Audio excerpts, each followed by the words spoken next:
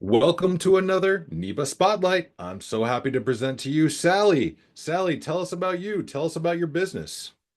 Thank you very much. I'm Sally Chetwynd. I am Brass Castle Art. I am a wordsmith, an author, and an editor. And I am going to talk to you today about the 8 R's of revision. We've all heard about the 3 R's: reading, writing, and arithmetic.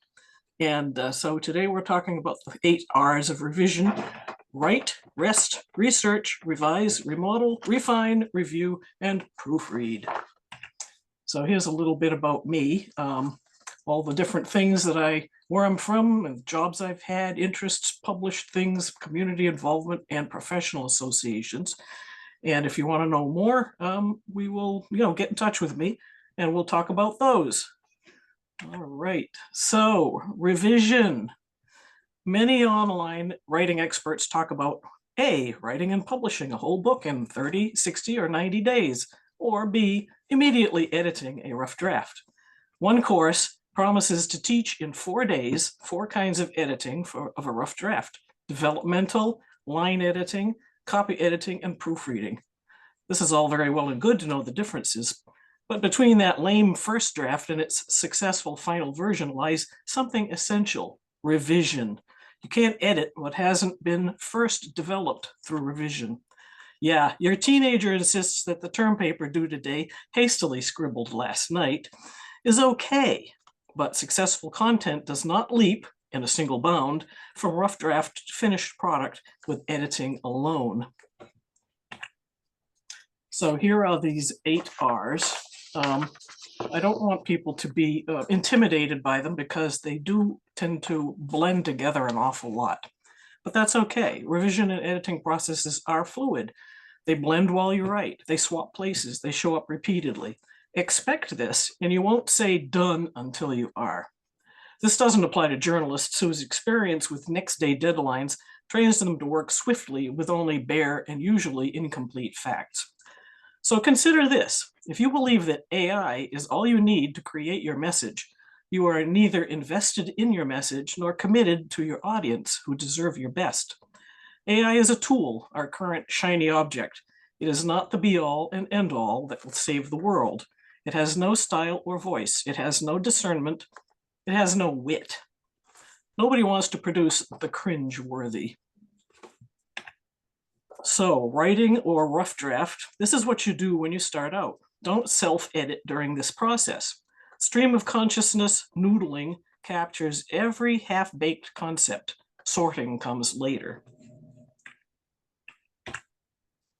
When the rough draft is done, let it rest. Twice is better. Once after you've finished that rough draft, and then later after refining, which is issue number 6. A short piece, allow a few hours or a day or two. A long piece, allow 2 or more weeks. A book manuscript, allow 2 or more months. Do other stuff while it simmers on your back burner. When you return to it, your eyes and your mind will be refreshed. Research. In evaluating your rough draft, you'll find that more information is required to support the story. Have at it. Collect all kinds of relevant material. You never know what you'll need. But don't get lost in the tangential weeds of trivia. All too easy to do. I tend to go gaga over research myself. Revision means re-seeing. What material supports your unique angle or analysis? Dig in for in-depth meaning in your material. Assemble the flesh on this skeletal framework.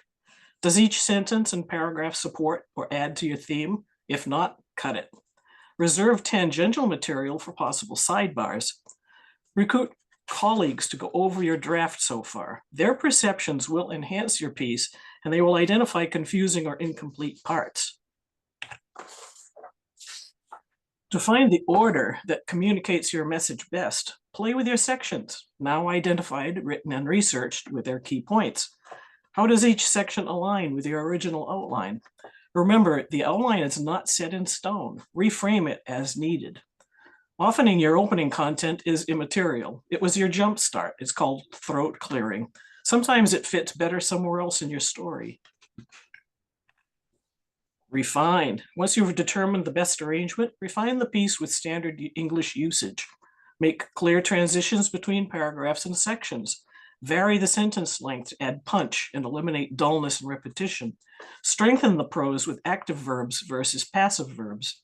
Tighten the language for concision and precision. Recast cliches into unusual metaphors. Replace or delete overused crutch and filler words such as at this point in time versus now, and soft ambiguous phrases like begin to start. What does that even mean? And sort of. A client of mine uses paradigm incessantly. Loads of other tips, tricks, and techniques referred to by some as rules and others as tools. These flood the grammar guru websites and books, but these few give you the idea. Now share your work in its nearly finished form, not with friends who will praise it to make you feel good. With instructions, business colleagues will give you critical feedback. Is it coherent? Does it flow easily from one section to the next? Is it disjointed or unclear? Does it need more information, filling out, details? Does it answer the questions you first posed? Review their comments. Do they match your vision?